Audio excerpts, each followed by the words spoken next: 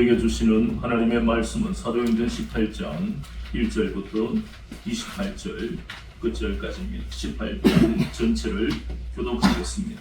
사도행전 18장 1절부터 28절까지입니다. 그 후에 바울이 아덴을 떠나 고린도에 이르러 아굴라라는 본도에서 난 유대인 한 사람을 만나니 모든 유대인을 명하여 로마에서 떠나라 한 고로 그가 그 안에 브리스길라와 함께 이라니아로부터 새로 온 자라 바울이 그들에게 가매 생업이 같으므로 함께 살며 일을 하니 그 생업은 천막을 만드는 것이더라. 안식일마다 바울이 회당에서 강론하고 유대인과 헬라인을 권면하니라. 실라와 디모데가 마게도니아로부터 내려오며 바울이 하나님의 말씀에 붙잡혀 유대인들에게 예수는 그리스도라 밝히 증문하니 그들이 대적하여 비방하거든 바울이 옷을 털면서 이르되 너희 띠가 너희 머리로 돌아갈 것이요 나는 깨끗하니라. 이후에는 이방인에게로 가리라 하고 거기서 옮겨 하나님을 경외하는 디도 유스도라 하는 사람의 집에 들어가니 그 집은 회당 옆이라. 또 회당장 그리스도가 온 집안과 더불어 주를 믿으며 수많은 고린도 사람들도 듣고 믿어 세례를 받더라. 하매 주께서 환상 가운데 바울에게 말씀하시되 두려워하지 말며 침묵하지 말고 말하라. 내가 너와 함께 있으며 어떤 사람도 너를 대적하여 괴롭게 할 자가 없을 것이니 이는 이 성중에 내 백성이 많음이라 하시더라. 1년 6개월을 머물며 그들 가운데서 하나님의 말씀을 가르치니라. 갈리오가 아가야 총독이 되었을 때에 유대인이 일제에 일어나 바울을 대적하여 법정으로 데리고 가서 말하되 이 사람이 율법을 어기면서 하나님을 경외하라고 사람들을 권한다 하거늘 바울이 그 입을 열고자 할 때에 갈리오가 유대인에게 이르되 너희 유대인들아 만일 이것이 무슨 부정한 일이나 불량한 행동이었으면 내가 너희 말을 들어주는 것이 옳거니와 만일 문제가 언어와 명칭과 너희 법에 관한 것이면 너희가 스스로 처리하라. 나는 이러한 일에 재판장 되기를 원하지 아니하노라 하고 그들을 법정에서 쫓아내니 모든 사람이 회당장 소스테네를 잡아 법정 앞에서 때리고 갈리오가 이 일을 상관하지 아니하니라. 바울은 더 어느 날 머물다가 형제들과 작별하고 배 타고 수리아로 떠나갈새 브리스길라와 아굴라도 함께 하더라. 바울이 일찍이 소원이 있었으므로 경그리아에서 머리를 깎았더라. 에베소에 와서 그들을 거기 머물게 하고 자기는 회당에 들어가서 유대인들과 변론하니 여러 사람이 더 오래 있기를 청하되 허락하지 아니하고 작별하여 이르되 만일 하나님의 뜻이면 너희에게 돌아오리라 하고 배를 타고 에베소를 떠나 가이사랴에 상륙하여 올라가 교회의 안부를 물은 후에 안디옥으로 내려가서 얼마 있다가 떠나 갈라디아와 부르기아 땅을 차례로 다니며 모든 제자를 굳건하게 하니라. 알렉산드리아에서 난 아볼로라는 유대인이 에베소에 내리니 이 사람은 언변이 좋고 성경에 능통한 자가 그가 일찍이 주의 도를 배워 열심으로 예수에 관한 것을 자세히 말하며 가르치나 요한의 세례만 알 따름이라. 그가 회당에서 담대히 말하기 시작하거든 브리스길라와 아굴라가 듣고 데려다가 하나님의 도를 더 정확하게 풀어 이르더라. 아볼로가 아가야로 건너가고자 하므로 형제들이 그를 격려하며 제자들에게 편지를 써 영접하라 하였더니 그가 감에 은혜로 말미암아 믿은 자들에게 많은 유익을 주니 이는 성경으로서 예수는 그리스도라 증언하여 공중 앞에서 힘있게 유대인의 말을 이기니라. 아멘. 오늘은 사도행전 18장 1절부터 28절 본문을 통해 너를 이방의 빛으로 삼아 하는 제목으로 11번째 시간 같이 은혜를 받겠습니다. 지난 시간에는 어디에서 바울이 전도를 했습니까? 아덴에서 했습니다. 이 아덴은 아테네. 우리가 잘 아는 세계 4대 문명의 발상지 중에 한 군데. 그래서 그들은 자부심이 대단했을 겁니다. 그래서 그들의 그 모든 철학, 예술, 학문 그러한 것들을 신봉하고 그걸 붙드니까 다른 것은 들어오지 않잖아요. 자존심이 강한 사람들은요, 다른 사람의 말을 잘 듣지 않습니다. 독선으로 흐를 가능성이 많아요. 그런데 그곳에서도 오직 하나님만 경외하는 바울은 그럼에도 불구하고 사람을 보지 않았습니다. 여기에도 분명히 저렇게 완고하고 견고한 진이 있다 할지라도 구원받기로 예정되어 있는 사람이 분명히 있기 때문에 성령님이 나를 이 아덴에 보내신 것이다. 믿음으로 그 모든 환경을 이겨내고 그곳에서 복음을 전했습니다. 그리고 성령님이 인도하시는 대로 오늘 본문에 보니까 고린도 도시로 왔습니다. 우리가 먼저 알아야 할 것은 예루살렘의 사도들을 통해서 예수님이 주와 그리스도가 되심을 전해 구원받은 사람들이 많습니다. 그런데 그들의 마음 속에는 이방인에 대한 것이 그들의 편견, 고정관념으로 있었기 때문에 이렇게 복음을 전해야 되겠다는 그 생각조차 하지 않았습니다. 이방인들은 다 개, 돼지 같은 인생들이니까. 그런데 이방인을 보니까, 특히 지난 시간에 아덴을 보니까 아테네 사람들은 우리가 잘 아는 세계의 두 조류는 헬레니즘과 헤브라이즘입니다. 그러니까 헬레니즘, 자기들도 유대인들을 볼 때에 이해가 안 되는 거예요. 철학적으로, 상식으로, 문학적으로, 예술적으로 아무리 뜯어봐도 어떻게 하나님이 눈에 보이지도 않는데 그걸 믿고 저를 살아가는지 자기들만 특별하다고 생각하고, 그래서 각각의 두 세계는 각각의 우월감과 선민의식을 다 가지고 있습니다. 그럼 이 시대도 마찬가지잖아요. 사람이 많이 배웠던 못 배웠던 많이 가졌던 그렇지 않든 간에 자존심으로 살아가잖아요. 특히 남자들은요, 자존심 빼면 시체라 그러잖아요. 그러니까 그것이 다 성경에서는 견고한 진이라고 합니다. 그것을 무너뜨릴 수 있는 사람은 없습니다. 같이 살면서 아내가 여보 제발 자존심 좀 내려놔, 눈물로 호소해보세요 듣는가? 아이고 그래 내가 뭐 당신을 사랑하니까. 하지만 그것도 잠깐입니다. 그러니까 인간도 보세요. 이렇게 한 인생도 견고한 진이 있어서 무너지지 않는데 헬레니즘과 헤브라이즘이라는 세계의 역사를 좌우했던 그러한 그 사상과 철학이 어떻게 무너지겠습니까?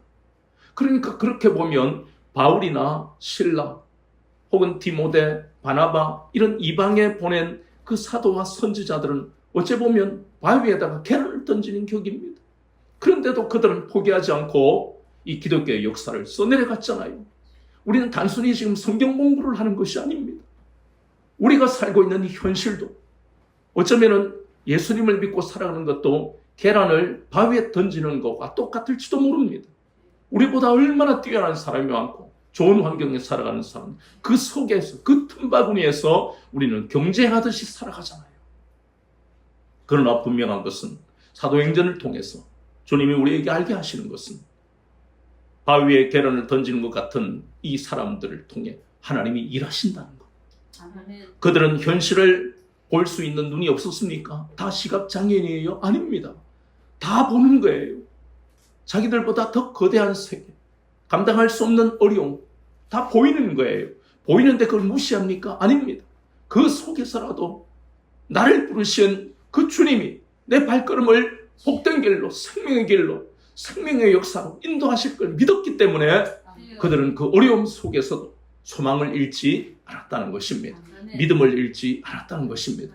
그것이 이 시대에도 그리스도인들이 살아가는 방법입니다. 절망하고 원망하고 불평하면 한도 끝도 없습니다. 여러분 알잖아요. 부부싸움 할 때 그 원망과 불평 들어보면요 다 맞는 이야기입니다. 틀린 이야기는 1도 없습니다. 내가 말이지 너그 집에 해준 게 얼만데, 그래 나는 너그 시어머니 시아버지 위해서 내가 얼마나 수 없는 세월을 헌신했는데 네가 그러면 안 되지. 다 할 말이 있습니다. 다 틀린 말도 아니고요. 자기가 맞는 말을 하기 때문에 상대방이 그걸 들어주기를 원하기 때문에 상대방 말이 맞는데도 듣지를 않습니다. 어찌 보면 이기적이지만 또 어찌 보면요 인간이 연약하다는 겁니다. 상대방의 이야기를 들어줄 만큼 포용력이 있어야 되는데, 그래, 당신 고생한 건 내가 알아. 내가 당신을 위해서 헌신하기로 작정하고 결혼한 거 아니야. 그래, 걱정하지 마. 이런 남자들은 몇 있겠지요. 그런데 오래 가지 못합니다. 영원하지 않습니다.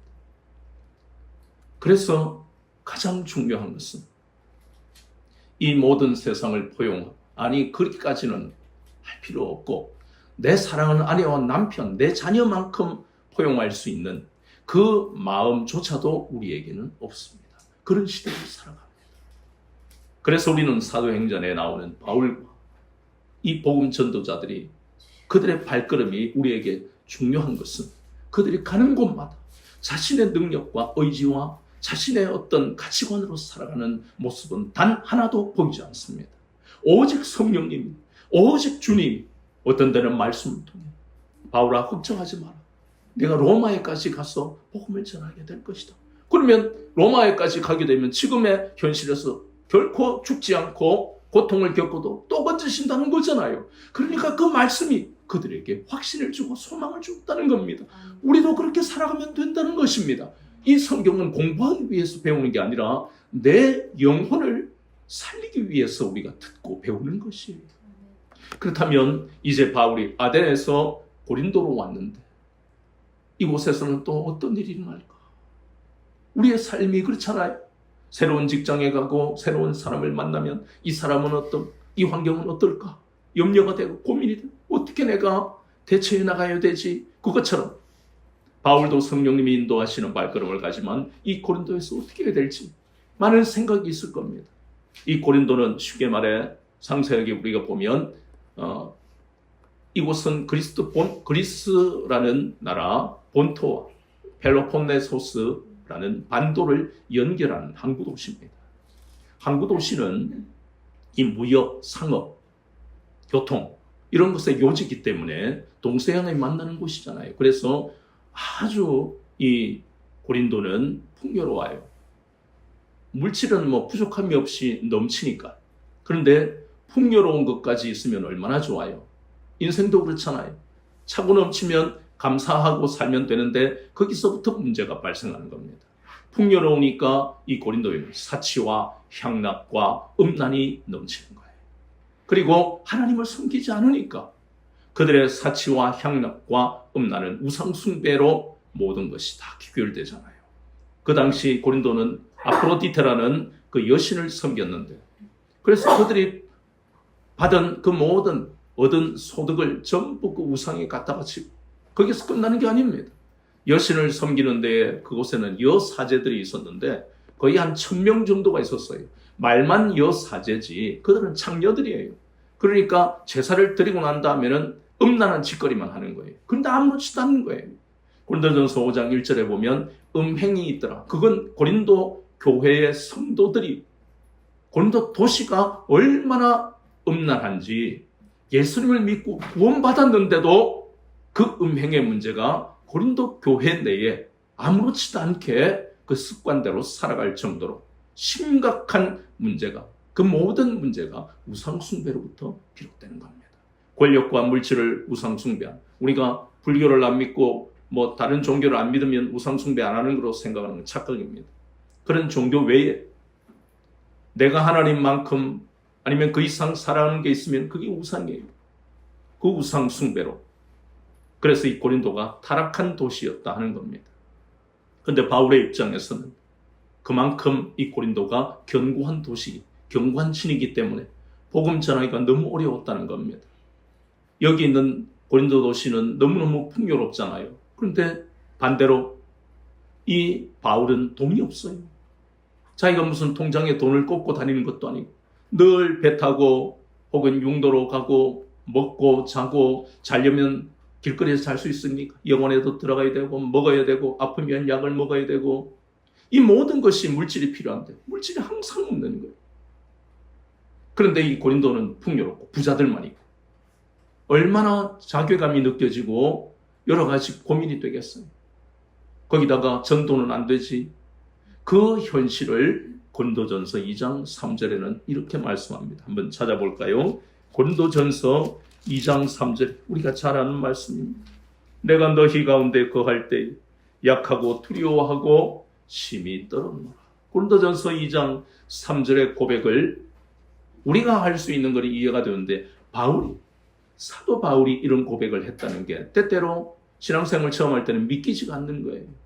얼마나 놀라운 역사들이 바울을 통해 많이 일어나고 하나님의 능력으로 이 바울을 붙드시는데 어떻게 이렇게 불신앙의 고백을 할 수 있을까? 그 이야기 틀린 건 아니지만 이 고린도 도시에 왔을 때 심히 약하고 두려워하고 떨었다는 그 원인은 자신의 연약함, 물질이 없고 전도도 안 되고 질병에 걸리고 숱하게 많은 이 어려움을 우리가 무시하고 불신앙이다.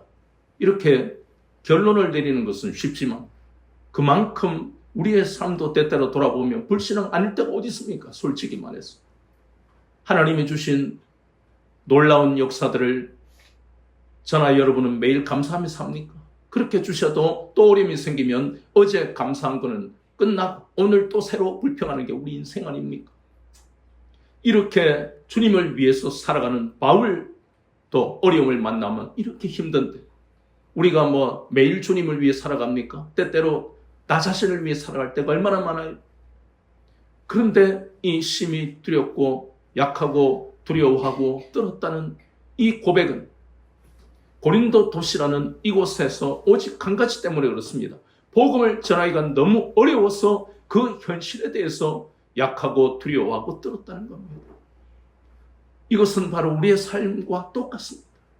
하나님이 도와주지 아니하시면 내가 아무리 이전에 나를 통해 능력이 나타났다 할지라도 또 하나님의 능력을 안 주시면 우리는 여전히 고린도와 같은 환경 속에 있기 때문에 날마다 심히 약하고 두려워하고 떨 수밖에 없는 거예요.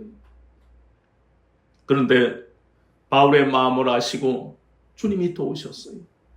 그럼 어떻게 도왔느냐 하는 그것이 바로 우리를 향한 하나님의 그러한 오묘한 인도하심이 어떻게 나타나는지. 첫 번째 주님이 도우시는 방법은 그 고린도에서 물질의 문제나 복음 전파의 문제를 해결할 수 있는 동력자, 돕는 사람을 보내셨다는 겁니다.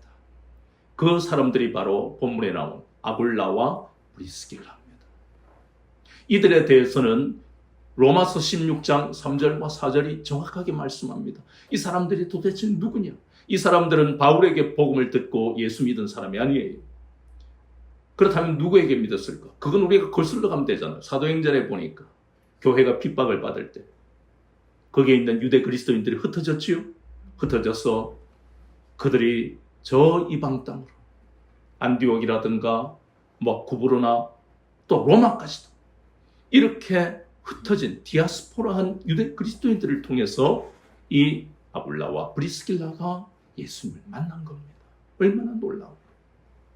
그래서 바울을 만났어. 성령님이 인도하시니까 고린도 도시가 어디 집안에 있는 도시도 아니고 얼마나 넓어요. 그 넓은 곳에서 바울을 위해 헌신할 사람들을 하나님이 보내시지 않으면 어떻게 만납니까? 바울의 마음에 하나님이 어떻든 나를 이 복음 전파를 위해 도우실 거라는 믿음이 없었으면 그런 만남의 축복도 없다는 것입니다. 이 브리스길라와 아굴라 로마서 16장 3절과 4절을 보면 이들은 나를 위해 뭘 내놓기까지 목이라도 내놓을 것까지 목을 내놓을 정도로 바울을 사랑하는 겁니다. 바울이 오직 주만 믿고 주만 의지하는 영혼을 살리는 그 거룩한 일을 보고 이 아굴라와 브리스길라가 목이라도 내놓는다는 것은 이건 함부로 말할 수도 없고 쉽게 말할 수 있는 것이 아닙니다. 그런데 그런 고백을 할 정도로 신실한 동력자들이었습니다. 그래서 하나님은 이 텐트를 만드는 천막을 만드는 이 부부에게 바울을 인도하셔서 그들과 생업이 같음으로 그랬지요. 본문에는. 그래서 세 사람이 천막을 만들면서 복음 전파를 위해 할 수 있는 일을 다 한 거예요. 하나님이 이 아굴라와 브리스길라를 보내주신 것, 그것은 바울에게 얼마나 큰 힘이 되고 위로가 되는지 모릅니다. 우리의 삶에도 이런 아굴라와 브리스길라를 통해서 하나님이 위로하시겠다는 것을 오늘 우리에게 말씀하고 계시는 겁니다. 절망스러운 현실이 때때로 우리에게 찾아올 수 있습니다. 그때마다 돈으로 해결할 수 없는 그런 상황이 우리에게 오면 그때에 하나님이 살아계신 것을 체험할 때인 것을 여러분이 깨닫고, 하나님 저 바울에게 아굴라와 브리스길라를 붙여주셨던 것처럼 나에게도 예수님을 믿든 안 믿든 간에 관계없이 내가 전혀 모르는 사람을 통해서 나의 모든 어려움 속에서 나를 건지시고 이 어려움을 헤쳐나갈 수 있도록 도우실 것을 믿습니다. 여러분이 고백해야 할 것이 바로 이것입니다. 여러분이 고백하면, 여러분 잠깐 고백하잖아요. 그런데 일은 하나님이 하시는 겁니다. 우리가 하는 일은 아무것도 없어요. 단지 하나님은 그 고백을 듣기를 원하시는 겁니다. 하나님은 우리를 사랑하시잖아요. 이사야서 43장 1절과 2절에 보면 내가 너를 지명하여 불렀나니 너는 내 것이라. 물 가운데 가더라도 물이 너를 침몰하지 못할 것이요 불 가운데 가더라도 불이 너를 사르지 못할 것이다. 내가 너를 보배롭고 존귀하게 하였다. 그래서 하나님은 우리의 고백을 듣기를 원하십니다. 로마서 8장 32절 말씀처럼 아들을 우리에게 내어주시기까지 하나님이 우리를 사랑하시기 때문에 하나님은 날마다 우리의 고백을 듣기를 원하십니다. 하나님이 우리를 짝사랑하시면 안 됩니다. 짝사랑하게 놔두시면 안 됩니다. 짝사랑해버리면 우리가 고통을 겪어요. 불행한 삶을 살게 된다는 겁니다. 하나님이 도우시지 않는 삶이 바로 불행입니다. 하나님이 도우시지 않는 삶이 저주입니다. 우리는 거기에서 우리를 해방시키시고 거기에서 우리를 건지신 하나님의 은혜를 망각해버리는 순간 그때부터 저주는 시작이 됩니다. 많은 이스라엘 백성들, 유대인들, 그들의 조상이 했던 것처럼 완악했기 때문에 그들은 저주받은 삶을 살았습니다. 하나님이 선택하신 민족인데도 불구하고 구원받은 우리도 마찬가지입니다. 예수님을 믿어서 하나님의 자녀가 되었지만 하나님을 의지하지 않고 하나님을 신뢰하지 않고 예수님을 믿지 않으면 그때부터 영원히 우리는 복을 받을 줄 알지만 저주가 시작됩니다. 하나님의 관계가 단절되면 그것이 바로 그때부터 저주가 시작되는 거예요. 한 번 구원이 영원 구원은 거짓말입니다. 마귀가 속이는 거예요. 날마다 우리는 두렵고 떨리는 마음으로 이 구원의 은혜를 망각해서는 안 된다는 것입니다. 그렇게 고백할 때에 하나님은 아굴라와 브리스길라를 바울에게 보내셨어요. 고린도에서 사역에 물질의 걱정이 없도록 하고 얼마나 바울을 그 사역을 위해 부부가 기도했겠습니까? 이렇게 힘을 얻게 되었다는 겁니다. 이것이 하나님의 방법입니다. 우리의 삶에 만나는 어려움도 우리를 고통스럽게 하고 그래서 바울처럼 고백할 때가 있겠죠. 그렇게 나는 약하고 두려워하고 심히 떤다. 여보 너무너무 두렵다. 그 우리가 연약하니까 인간이니까 그런 고백을 할 수 있습니다. 그러나 거기에서 끝나버리면 아무 일도 일어나지 않습니다. 그럼에도 불구하고 그러나 하나님은 나의 이 질그릇 같은 심령을 아시고 나를 도우실 것을 믿는다. 이 고백이 우리에게 있어야 됩니다. 마귀는요 이 고백을 못하게 만듭니다. 야, 너 이거는 불가능해. 이거는 일어날 수 없어. 너 기도해봐라. 지금까지 기도하고 있잖아. 아무 일도 일어나지 않잖아. 이렇게 이 우리의 심령에 마귀는 다가와서 기다리지 못하도록 포기하게 만듭니다. 믿음은 다른 말로 하면 오래 참음입니다. 오래 참는 것은 바로 믿음을 의미합니다. 믿음은 결코 중도에 포기하지 않습니다. 아브라함은 신앙생활이 거의 40년 가까이입니다. 갈대아우르에서 떠나서 가나안에 들어와 아들을 얻기까지 거의 한 약 40년 가까이 신앙생활을 했습니다. 그 40년 가까운 세월 중에 그가 한 여러 가지 일이지만 25년 동안 한 것은 아들을 주시겠다는 하나님의 약속을 기다린 일입니다. 여러분이 25년 기다리는 게 쉬울까요? 결코 쉽지 않습니다. 포기하고 싶은 게 몇 번이나 나옵니다. 창세기 16장 4절에는 포기하고 싶은 그 늙은 나이, 생리적으로 이건 도무지 될 수가 없는 일이기 때문에 포기하고 싶었던 그때에도 하나님은 그들을 포기하지 않으셨습니다. 마찬가지로 우리가 때때로 인생의 어려움을 만날 때 포기하고 싶을 때라도 하나님은 절대 우리를 포기하지 않으신다는 것을 잊지 마십시오. 아굴라와 브리스길라를 보내신 의미가 그것입니다. 두 번째, 하나님은 또 이 바울이 고린도에서 복음 전파의 이 사명, 영혼을 구원하는 이 사명을 감당할 수 있도록 두 번째 위로하신 것이 바로 데살로니가 전서 3장 6절부터 8절까지 나오는 말씀입니다. 저 마게도니아로부터 고린도에 온 사람들이 본문에 보니까 나옵니다. 디모데와 실라를 하나님이 정확하게 바울이 가장 힘들 때 그때에 그냥 온 게 아니라 믿음과 사랑의 기쁜 소식을 전하게 하셨습니다. 이때 말하는 믿음과 사랑의 기쁜 소식이라는 것은 믿음, 데살로니가에 우리가 지난 시간에 보니까 교회가 세워졌지요. 그래서 그 교회, 바울의 이 선교 전략을 보면 선교 전략이라는 건 좀 은혜가 안 되니까 바울이 이렇게 복음을 전하고 난 다음에 그들을 어떤 식으로 계속해서 섬겼느냐 하는 것을 우리가 보니까 우리가 앞에서 보았던 이고니온과 루스드라, 비시디아 지역의 안디옥, 지나온 지역을 그냥 한 번 가고 만 것이 아니었다는 것입니다. 두 번, 세 번씩 갔어요. 생각해 보세요. 복음을 전하고 그 사람이 예수님을 영접하고 난 다음에 그들이 신앙생활을 잘할까요? 그때부터 마귀 공격이 있잖아요. 그러면 수많은 사람들이 그 마귀의 공격, 처음 교회 갔을 때에 실족하는 경우가 얼마나 많은지 모릅니다. 말이지, 내가 당신이 말해가지고 당신 따라 교회로 왔는데 사업이 지금 어떻게 됐는지 봐. 망하게 됐어. 예수 믿으면 복 받는다며? 이러면 안 해도 난감하지요. 예수님을 믿으면 주님이 인도하신다고 그랬는데 도대체 기도하면서 얼마나 울겠어요. 하나님, 내가 남편을 전도해서 교회를 데리고 왔는데 우리 사업장이 왜 이렇게 됩니까? 자기도 어떻게 해결할 수 없잖아요. 그러면서 별일 안 일어나고 변화도 안 일어나면 남편, 내가 괜히 교회가 우리 집에 봐. 우리 부모님은 불교를 믿는데, 우리 부모님은 뭐를 믿는데, 한 집에 종교가 두 개니까 재수 없는 게 맞아? 이러한 마음이 이 이고니온, 루스드라, 안디옥 이곳에서는 없었겠습니까? 그러니 그들이 갈등하고 혼란을 겪고 핍박을 받는 그것을 바울은 더 잘 알았기 때문에 그도 유대인인데도 유대인이 예수님을 믿는데 유대인들이 그걸 다 허용합니까?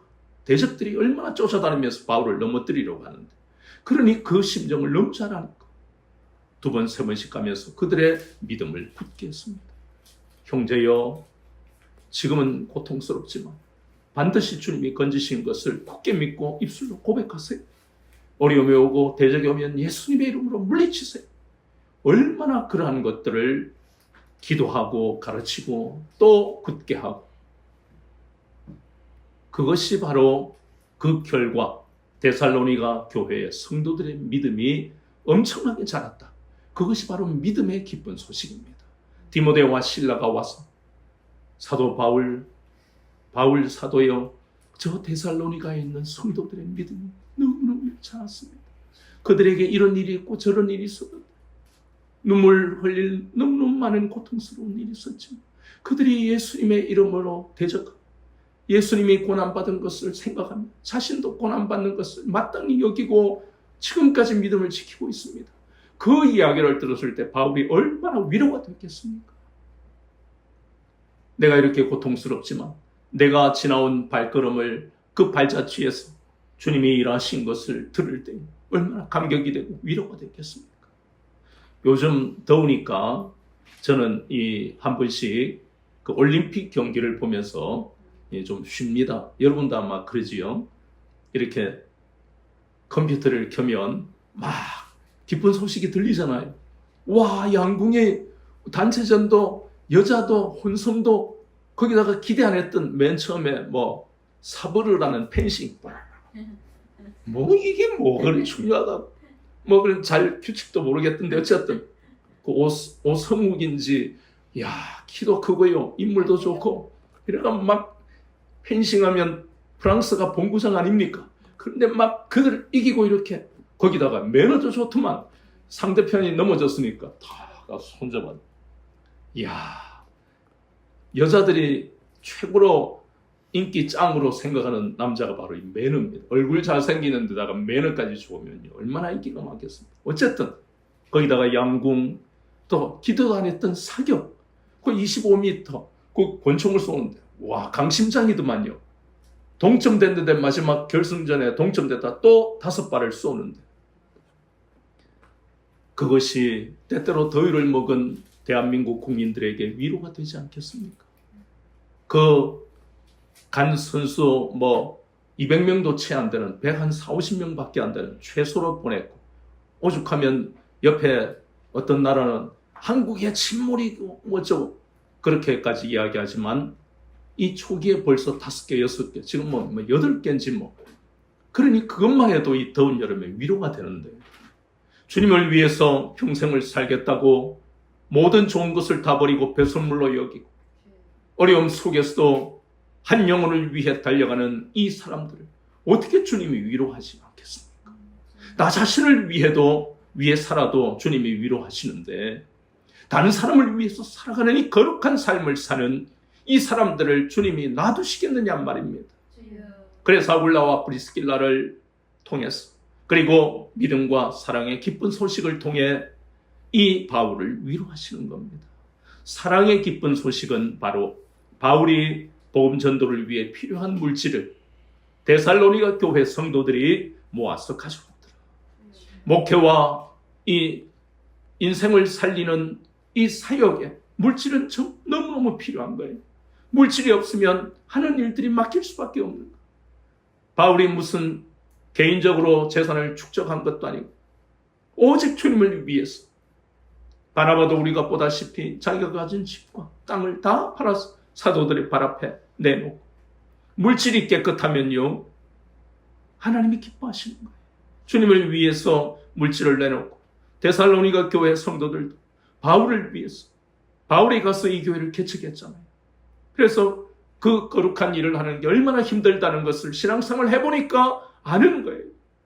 그래서 믿음과 사랑의 기쁜 소식, 데살로니가 교회 성도들을 통해서 바울에게 전달되었을 때 바울이 얼마나 감격하고 눈물을 흘리며 주님이 나를 얼마나 사랑하시는지를 다시 한번 확인했습니다. 주님, 이 고통스러운 길을 힘들지만 계속하겠습니다. 날마다 주님과 교제하는 바울이니까 그런 기도를 하지 않았겠습니까?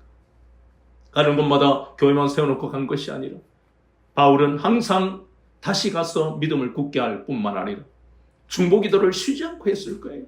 오늘은 아덴, 내일은 데살로니가, 베레아, 가는 곳마다 세워진 비스디아 지역의 안디옥, 루스드라, 이고니온. 그러니 그 30분까지 기도 되겠습니까? 그러니 기도를 하니까 주님과 교제가 되는 거예요. 그래서 또 힘을 얻고, 이러한 삶을 어떻게 살 수 있느냐. 나 하나의 인생, 우리 가정 하나도 개척하기가 어려운 21세기를 살아가는데 도무지 이해가 안 되는 게 바로 바울의 삶입니다.